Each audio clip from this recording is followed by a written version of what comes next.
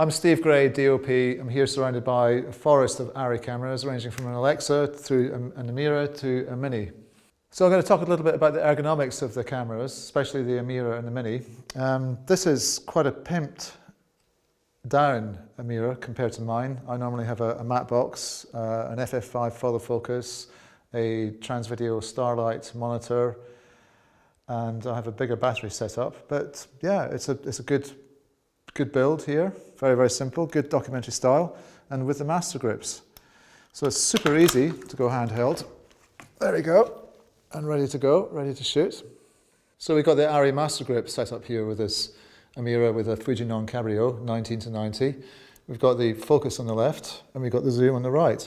It's got a good balance to it, and the fact that you can control the zoom so easily and the focus so easily without any remote motors is very good.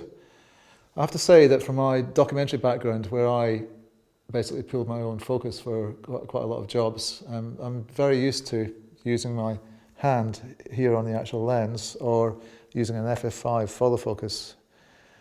And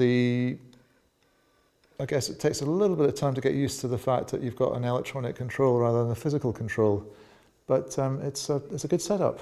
So in the world of documentary filmmaking, you've got, with PL mount cameras like the AMIRA, you've got basically two lenses with electronic control, and that's the Fuji non-Cabrio and the Canon 70-120. This is a great lens in terms of the size and the weight.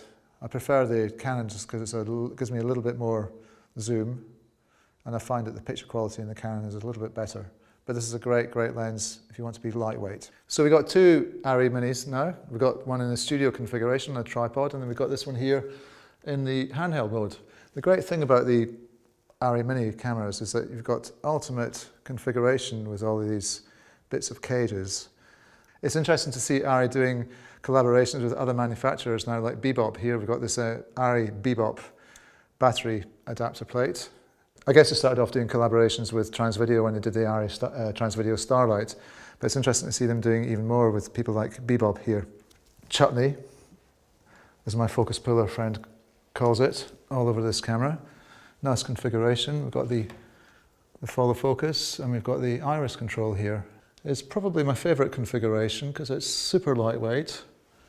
Again, it's got the master grips, nice anamorphic 40mm on here.